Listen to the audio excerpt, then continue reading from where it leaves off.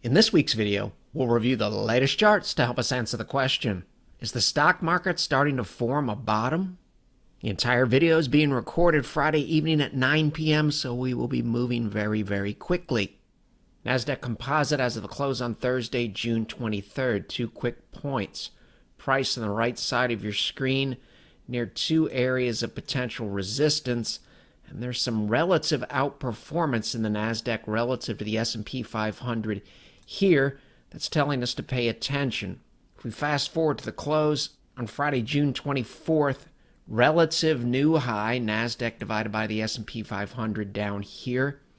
We came and undercut this gap and then rallied and closed back above both gaps. A little bit of an island reversal look here. Daily, have a gap down. Here, another gap down, a gap up, and a gap up. Pretty impressive that the NASDAQ was able to not only enter this gap here, but clear it, and then we entered the second gap. From a trend perspective, a lot of work to do, but at some point we have to start somewhere. Over here, interest rates are low, and tech and growth and your ARKKs of the world are leading. When the market starts to get concerned about inflation and the Fed, your leaders lagged, NASDAQ being one of them.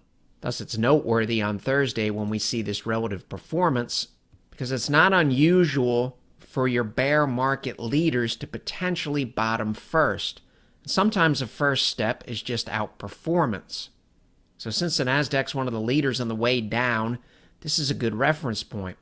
We wanted to see if the NASDAQ could hold these levels here. If it does, it tells us that it's possible, even if the S&P 500 and other major indices, even if they have to come back, it's possible that they would also hold in a similar area. And if that happens, and that's a big if at this point, it's also possible that the NASDAQ and your ARKKs and your triple Qs would outperform under that scenario and possibly form their bottom first. All hypothetical at this point.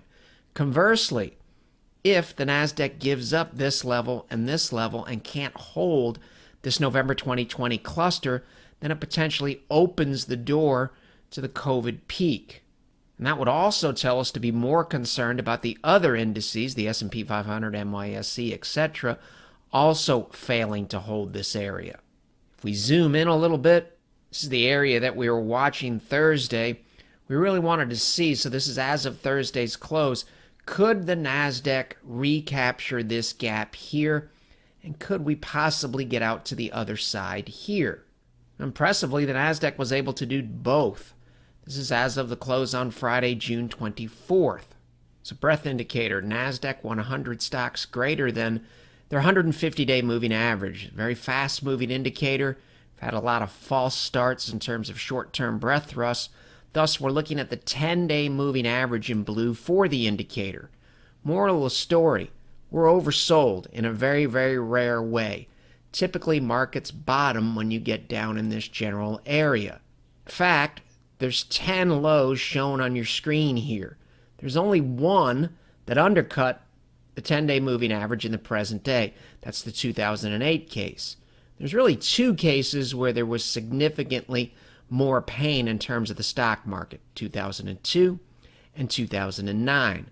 But even then, 80% of the cases told you to buy in the historical cases. There were only 20% of the cases where you had to be concerned about additional downside. And in this case, you did start to form a bottom relatively soon thereafter, and you had somewhat of a bottoming process down here where my cursor is. Wasn't as clean here, but you do get a bottoming process as well in 2009. So even when you're here, and when you're here, let's say hypothetically you're in 100% cash here and 100% cash here. If you started accumulating shares after this level here, and you started accumulating shares after this level here, good things started to happen relatively soon thereafter, within several months. And in many cases, relative to where we are today, 2011, 2010, 2006, 2005, 2004, the market had already bottomed. So from a historical and probability perspective, we have to be open to reducing our cash positions. And again, let's assume here in 1957, when we entered the bear market on October 21st, that we were in 100% cash. You may remember last week we said this is the identical entry point here relative to this entry point here. And in a perfect world, if we were in 100% cash here, we would be fully invested here. Again, speaking in hypotheticals. So the purpose of this type of model or approach is to help us feather our money back in as the data improves. So when you get to this point here where the market is ready to rally, we're close to fully invested, or we can get fully invested in a very, very rapid manner.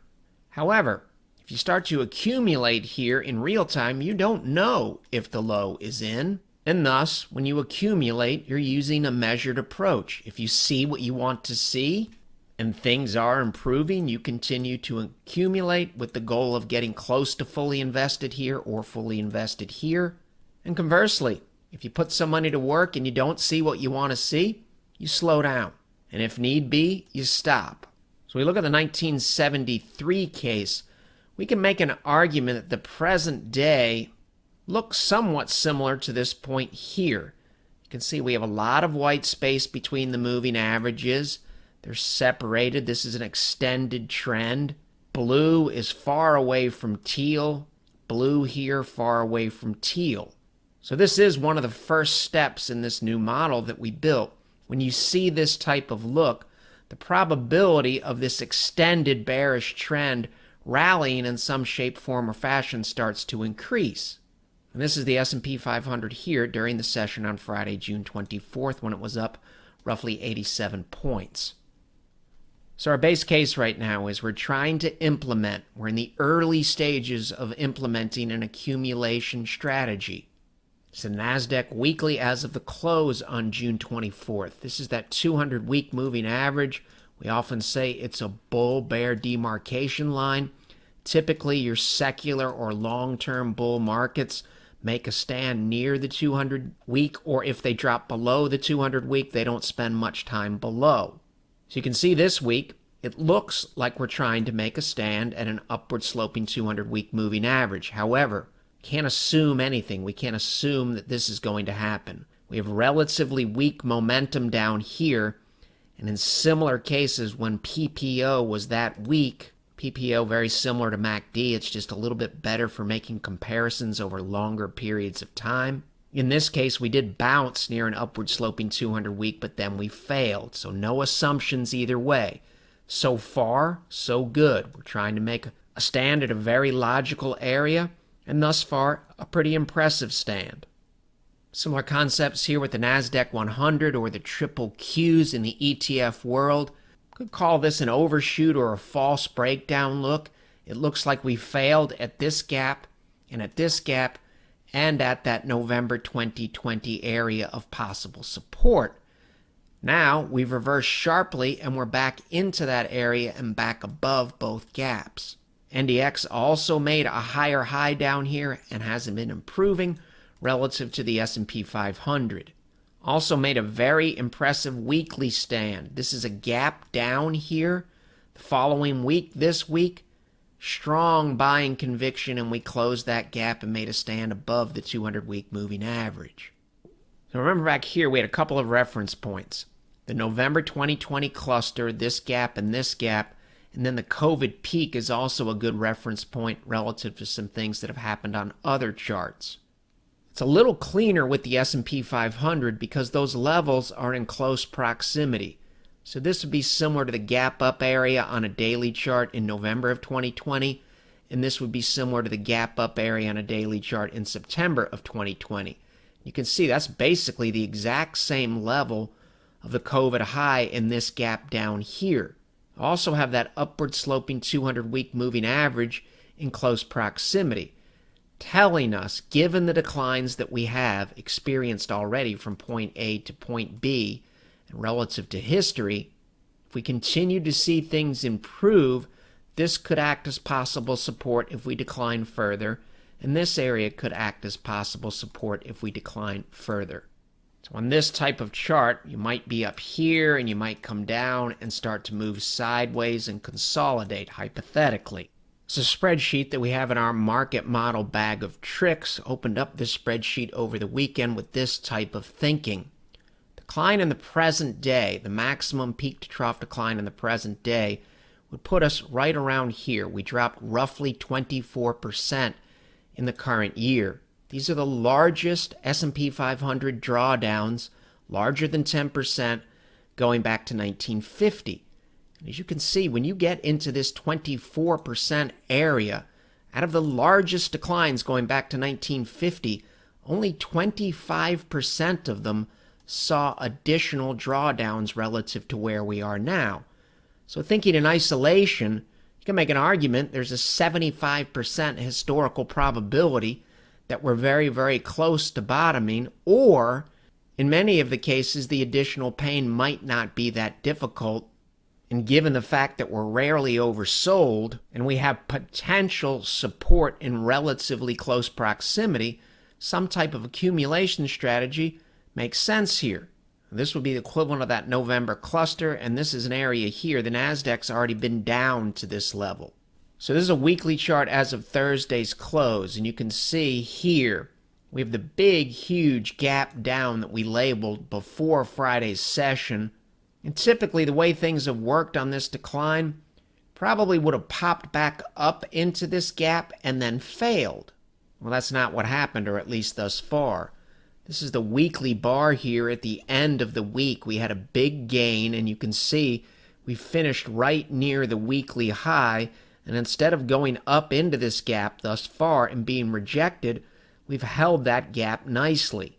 Now remember this look here, where you've got the big gap down within the context of a bear market. During the session on Friday, we wanted to know, are there other instances where something similar happened within the context of a bear market, and if so, what happened near the gap, and then maybe more importantly, what happened next?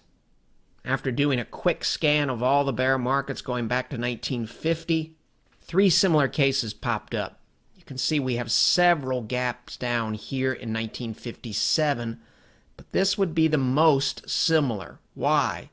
Because you can see here, and it is a little difficult to see, but what happened is you have a gap down here. This is the white space. And then intra-week, you rallied into the gap and failed and ended up closing outside of the gap. And then what happened next is you gapped down the next week. So this is an attempt to rally into the gap or fill the gap on a weekly basis, and that attempt failed, and then price continued to decline. Similar situation in the 1973-74 bear market and bottoming process. You come off of the low. This is part of a multi-week retest. Here's your gap down right here. And then intra-week right here, we rallied into the gap, failed in the gap, and then closed back below the gap at the end of the week.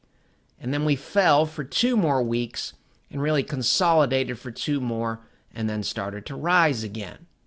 The only case that we could find doing a quick scan today during the day was the 2009 case.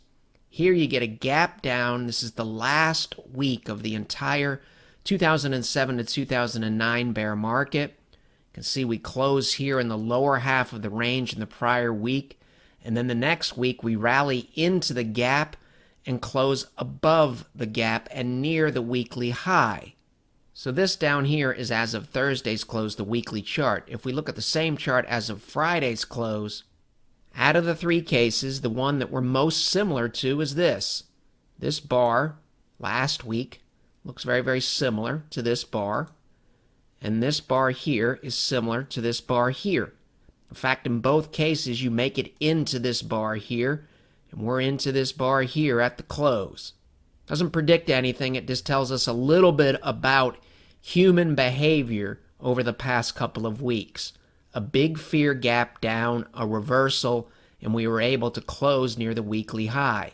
A big fear gap down, a reversal, and in this case, we were able to close near the weekly high. And after that, we never looked back. I'm not making any proclamation here that the low is in, but it's possible A, that it's in, and B, it's possible that the market is trying to form a bottom. And it may be surprising to some of you, but the 913 DEMARK counts for the S&P 500 are still active. They have not been negated. And that concept is beyond the scope of this video.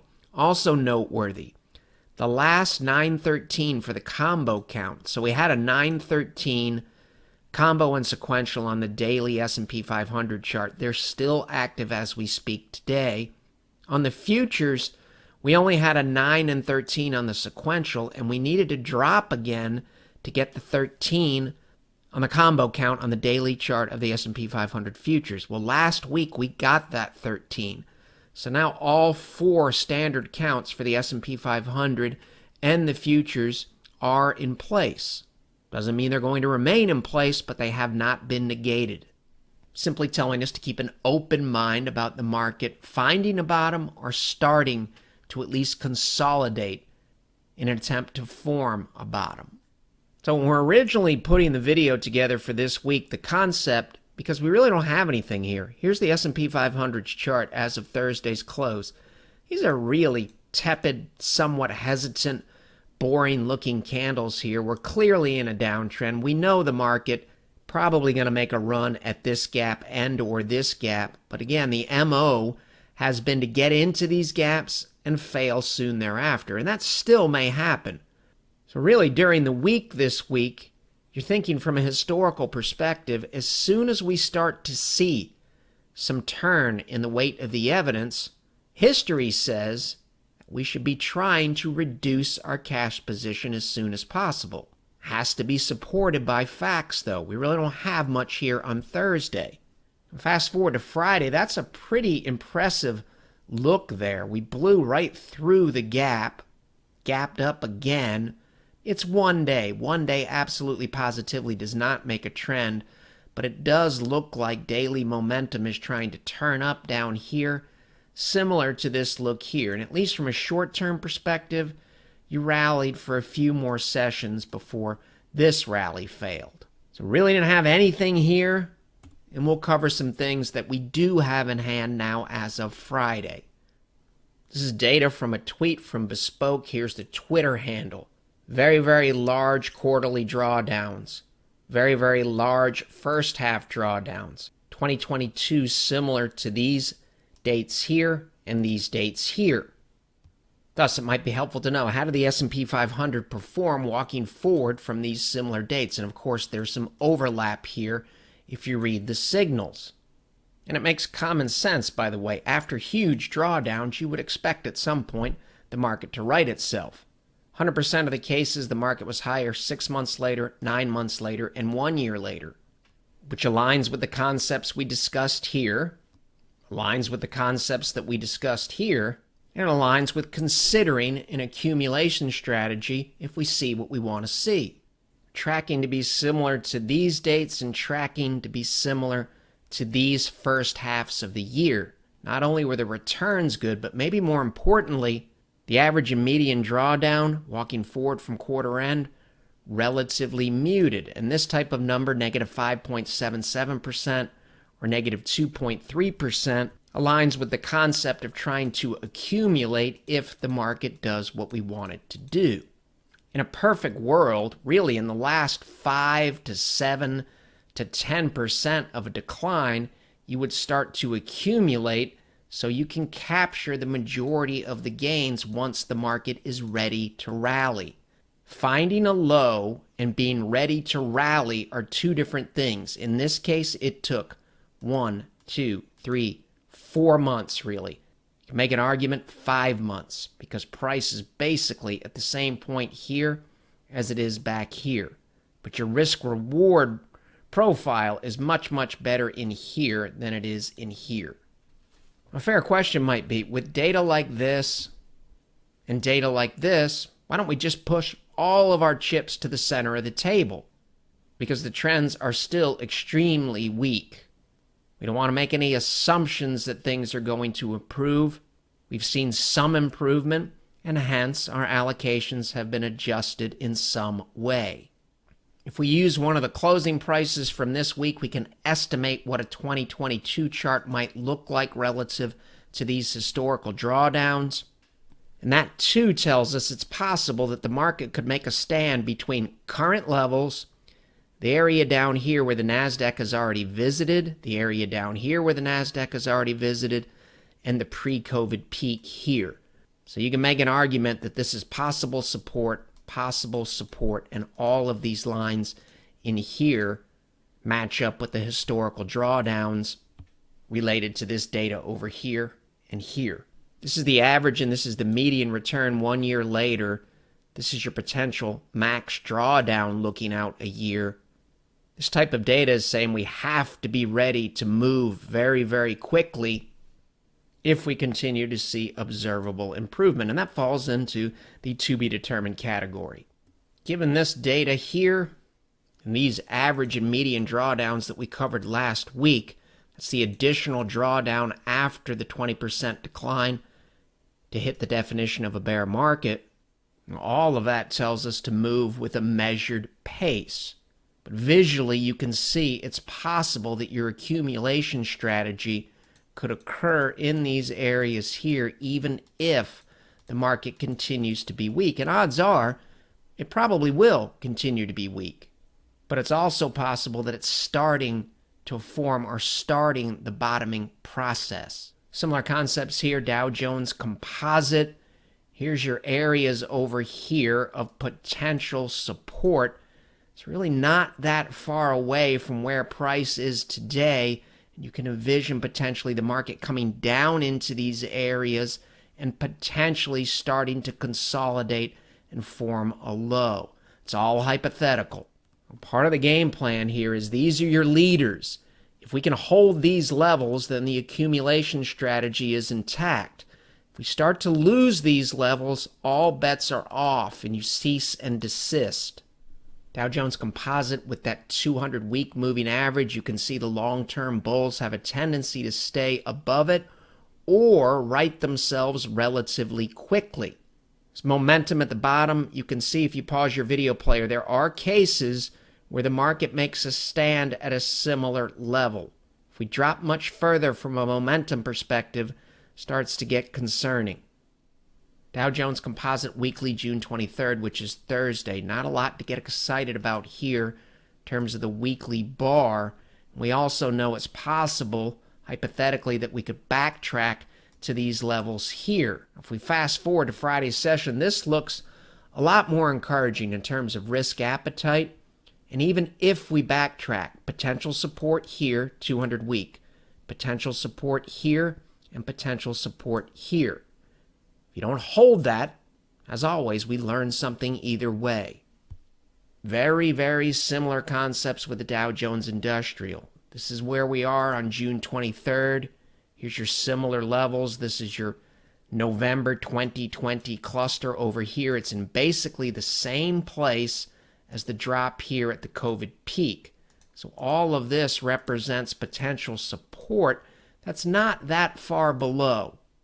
NYSE Composite, you can see volume by price. We're trying to make a stand in here, and there's another little air pocket here, but then you get a lot of potential support in that November cluster, and here's where the COVID peak is here. So once again, this area from here to here is your potential area where the market could hypothetically start to base.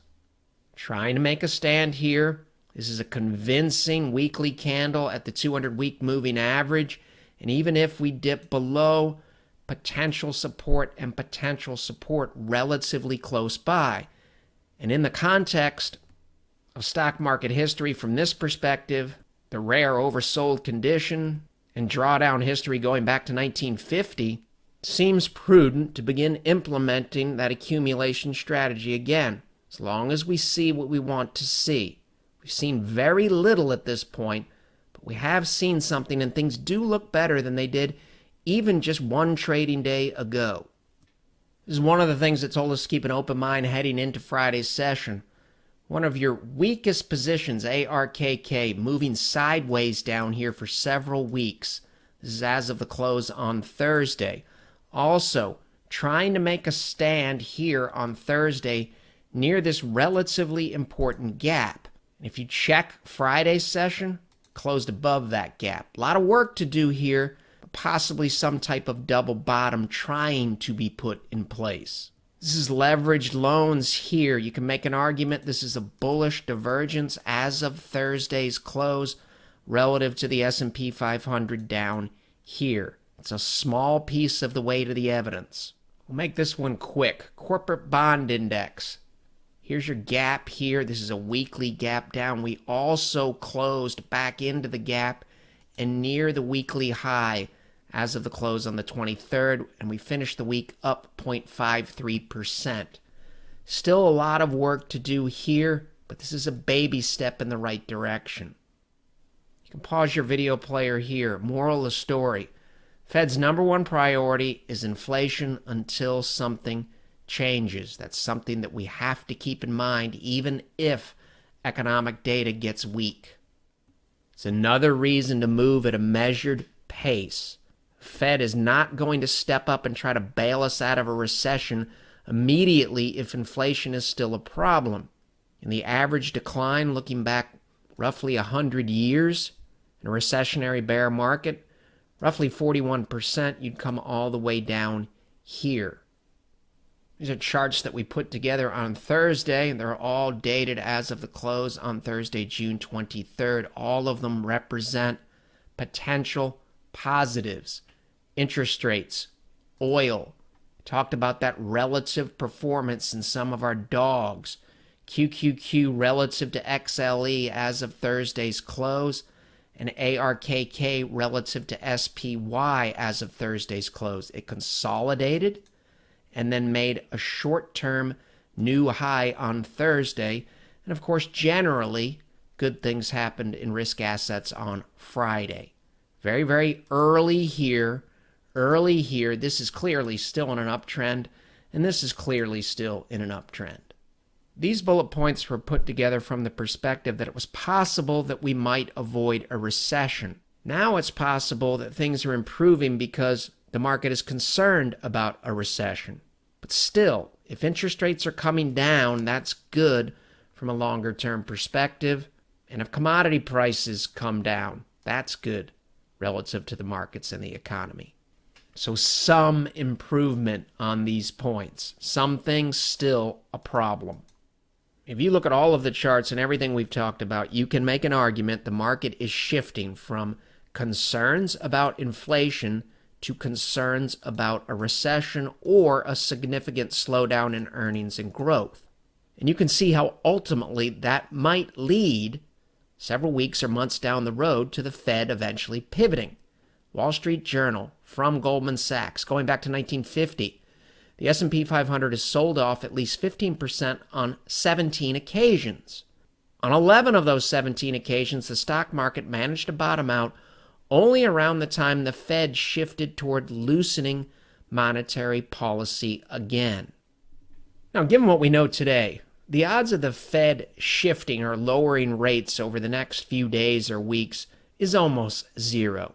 But we can see it's possible over the next few months that the Fed would start to become a little more dovish, allowing the market to base, allowing tech and growth to take their leadership roles back, etc. All possible. Not a prediction in any shape, form, or fashion. This blurb from the Wall Street Journal needs to be taken in the context of this blurb down here from the Wall Street Journal. Source of the data here, this Twitter handle, research by Bespoke. Here's their Twitter handle. According to this data set, we're experiencing or just experienced the largest destruction of wealth in modern market history. This is the total stock and bond market value drawdown in trillions of dollars. Human nature being what it is, people have a tendency to pull back on spending, especially discretionary spending, when their portfolio or the value of their assets shrinks significantly. And that is unquestionably an issue at this point for almost everybody that's invested in the markets. Not a lot of good news here. Gave up this point, gave up this point. Make an argument it's possible as of Thursday's close on the weekly chart. There's a little bit of a gap here And as of Thursday, we were trying to make a stand there, and we did rally on Friday. Left side of the screen, we'd like to see this improve. And our measured pace has to take into account the possibility of a recession in the United States. Because as we've covered in the past, if we go into a recession, the S&P drawdowns tend to be a lot more severe. As we've mentioned in these videos numerous times, oversold breadth data is a setup. We need to see some type of follow-through. For Mark here, oversold, market dropped an additional 5%. Oversold readings similar to the present day, S&P dropped an additional 24%. Here, 2%. Here, nailed it almost to the day. Here, we dropped an additional 9%. Measured approach, accumulation type strategy if the data allows. The good news is this quarterly data over here from Bespoke that we covered is basically built into this model. Years that show here that are built into the model, here, here, here, here, here, all of these. So it should help us discern between the very, very good cases and some of the cases from a drawdown perspective that were not so good. As we mentioned when we presented these models, this is one tool. It's one piece of the weight of the evidence. Make decisions based on a very, very broad weight of the evidence model. And if you're skeptical, thinking there's no possible way the market could backtrack to levels like this, we don't have any data yet that says inflation has calmed down. That is the major wild card, especially a bearish wild card. Covered this signal in a video back in May. S&P 500 cases where you had a drawdown of 5% or greater at the end of April to kick off a year. This was the average and median max draw after similar signals in the past. And you can see these lines would align with the possibility of some type of accumulation strategy relative to the COVID peak and the November cluster here. Amazon down here, trying to make a stand at a logical level near this gap here. It's back into this air pocket area here, telling us it's possible that Amazon could shoot back up to 145-ish relatively quickly. Possible. ARKK down here. A lot of potential support in the area where it's trying to make a stand. If it can get above 45-ish here and get out to this white space, the longer it stays above that area, the more encouraging it would be. Again, it's been going sideways for the most part for several weeks. Still has work to do. Similar situation here, small caps, trying to make a stand here, but even if that fails, potential support here, potential support here, potential support near that COVID peak. SH, short S&P 500 ETF, cleared this gap here where my cursor is. Now that looks like a failed breakout look, and we're back below that gap. SH still in an uptrend. Here's one of your weakest ETFs. Up here in 2021, trading about $95 a share. Down here in the 20s. But once again, one of your weaker sisters has been basing now really for several months. This is one of your better looking charts in isolation in terms of the trend. If this can go on to make a higher high and establish an uptrend, all things being equal, that's good for risk assets. Like to see it get above this 35 level here. We often cover ETFs like this or cover Bitcoin because they help us assess risk appetite. NASDAQ 100 versus gold, all the way back to a logical area and thus far trying to make a stand. XBI, one of your prior darlings and now one of the dogs of the bear market, overshot this level from 2020. Came back down to this low area here in 2018-ish. This would be your Christmas Eve low. Now it looks like we have a failed breakdown attempt and it's trying to rally again from a logical level. Up almost 14% this week. Very, very similar situation here. Drew this line here a long time ago. Looks like we're trying to make a stand at a logical level. This is a weekly chart. Very, very similar concept on the daily chart, VUG relative to SPY. All of these have work to do. XLK relative to SPY, you can make an argument that this tight moving average cluster in here with price now above, that's the tightest it's been for several months, is really the highest probability for a reversal in terms of leadership for XLK relative to SPY, especially in a shorter term to intermediate term time frame. Looks better now than it has any time in here. Doesn't mean it's going to go up, it just speaks to probabilities. Once again, on a relative basis, it's been basing now for several weeks.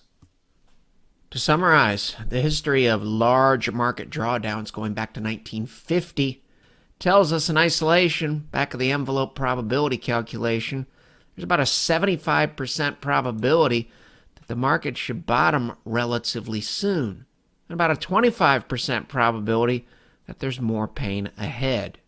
I saw some small incremental shifts this week, especially during Friday's session. I have to build on that. It's typically a good sign when your laggards or your leaders to the downside start to show some life during a decline. There's no question we were oversold on many data fronts. Had a capitulation type week a couple of weeks ago, rare bearish sentiment, followed by some signs of renewed risk appetite. Trends are still down, thus declines still wouldn't be shocking at all, but there's a reasonable amount of possible support, let's say 6 to 9% below current levels. As described, we're possibly dealing with a different dynamic relative to the economy, inflation, and the Fed. That's impacting commodity prices as well. And later on, may take pressure off inflation, and in turn, that would take pressure off the Fed. And in turn, that would take pressure off the financial markets and valuations. And the fact that your former leaders are showing some signs of life tell us we could be getting closer to a Fed pivot. On the negative side of the ledger, Fed not in our corner yet. Inflation, haven't seen anything that tells us it's not still a major problem potentially. And the trends, the longer term trends, are still unequivocally down. So based on what we know today, including this potential support not that far below, you're hoping for potentially on a base case some type of bottoming process or troughing process that allows us to accumulate and feather back in over time. We can only do that as long as the data continues to support that type of strategy. And since we can't rule out the significant lower lows ahead scenario, we have to take a measured and patient approach. And we all know the only way any of this works is if we head into next week and every week with that flexible, unbiased, and open mind. The material in this video has no regard to the specific investment objectives, financial situation, or particular needs of any viewer. This video is presented solely for informational purposes and is not to be construed as a solicitation or an offer to buy or sell any securities or any related financial instruments, nor should any of its content be taken as investment advice. Any opinions expressed in this video are subject to change without notice, and Shivako Capital Management, LLC, or CCM, is not under any obligation to update or keep current the information contained herein. CCM and its respective officers and associates or clients may have an interest in the securities or derivatives of any entities referred to in this material. CCM accepts no liability whatsoever for any loss or damage of any kind arising out of the use of all or any part of this material. We recommend that you consult with a licensed and qualified professional before making any investment decision.